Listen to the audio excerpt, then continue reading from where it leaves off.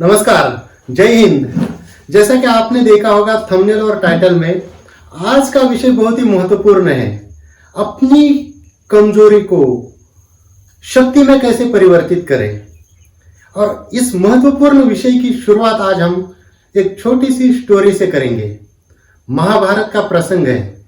कौरव और पांडव अपनी शिक्षा पूर्ण करके रंगभूमि में अपनी शक्ति का प्रदर्शन करते हैं और अपने गुण के आधार पर युधिष्ठिर को राजकुमार घोषित किया जाता है। लेकिन ये बात शकुनी मामा को खलती है। वह चाहते हैं कि मेरा भांजा राजा बने, युवराज बने। राज मुकुट में अपने प्यारे भांजे के सिर पर देखना चाहता हूं। इसलिए वो दुखी हो जाते हैं और उन्हीं दौरान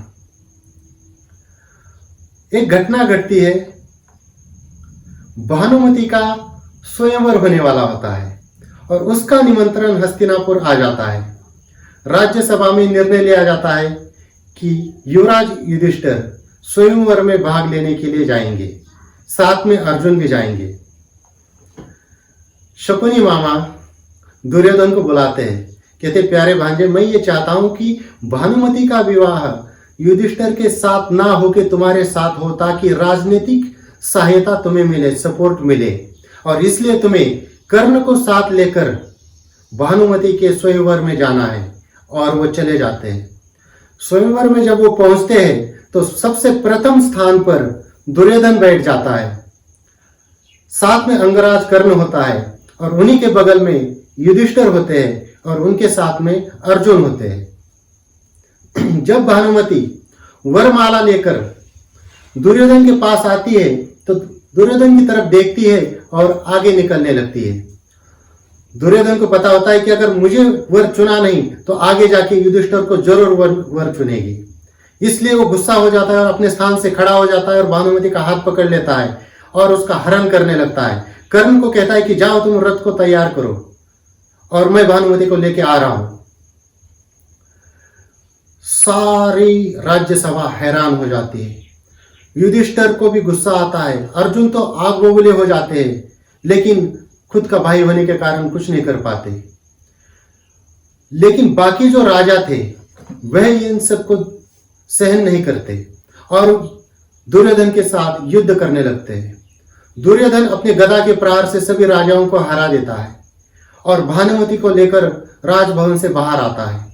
और उसी स्वयंवर में सहदेव और नकुल के मामा मदनराज शैल्य भी आए हुए होते हैं। और उनकी एक खासियत थी, उनके अंदर एक क्वालिटी थी, एक गुण था कि वो क्या करते थे, जब भी किसी के साथ द्वंद्व करते थे, युद्ध करते थे, तो सामने वाले को चिढ़ाकर गुस्सा दिलाते थे। और जब सामने वाले को गुस्सा आ जाता था तो उसकी आधी शक्ति अपने अंदर खींच लेते थे और आसानी से उसको युद्ध में हरा देते थे। दुर्योधन के सामने आ जाते शैल्य और कहते कि दुर्योधन तुमने गलत किया, मैं तुम्हें मृत्यु दंड दूंगा, तुम मेरे साथ द्वंद्व करो। और साथ दोनों में आपस में द्वंद्व शुरू हो जाता है।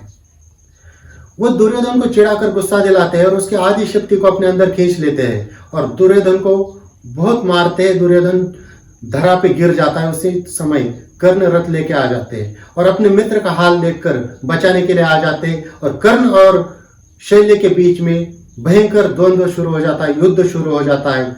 दोनों धनुर्विद्या में निपुण थे। बड़े महाभयंकर प्रलयकारी अस्त्रों का वर्षाव हो जाता है और शैल्य अपनी वही कूटनीति, वही टेक्निक आजमाते हैं, कर्ण को गुस्सा दिलाते हैं और सोचते हैं कि जब इसे गुस्सा आ जाएगा तो उसकी आधी शक्ति मैं अपने अंदर लूंगा और इसको आसानी से हरा दूंगा। लेकिन होता विपरीत है। जैसे जैसे कर्ण को गुस्सा आता जाता है वैसे वैसे उसकी बाणों की जो है गति तीव्र होती जाती है। उसके बाण और भी संहारक बनते जाते हैं और वो आसानी से मदनराज शैल्य को हरा देते हैं।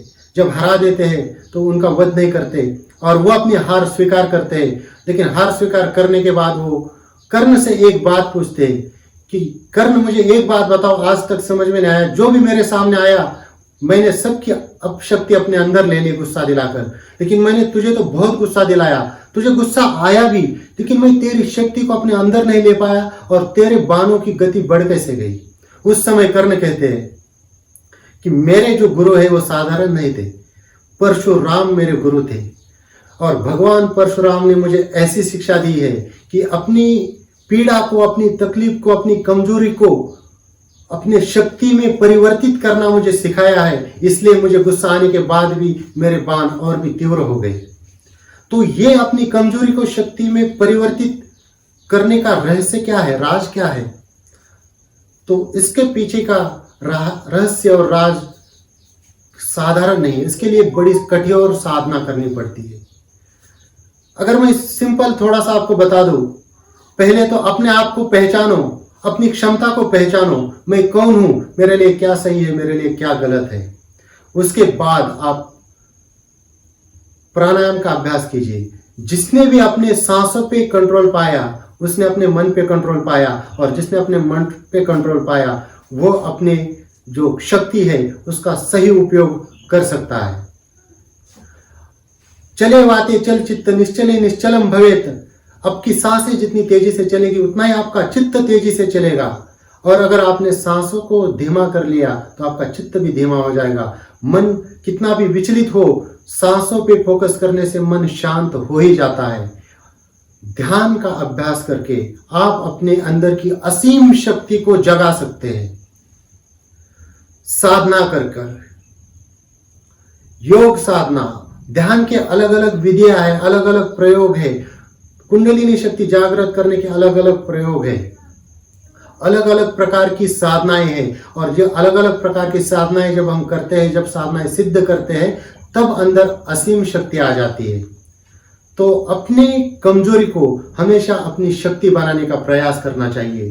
तो दोस्तों, आज की वीडियो में बस इतना ही। मिलते अगले ऐसे ही महत्वपूर्ण विषय वाले वीडियो पर। बहुत बहुत धन्यवाद।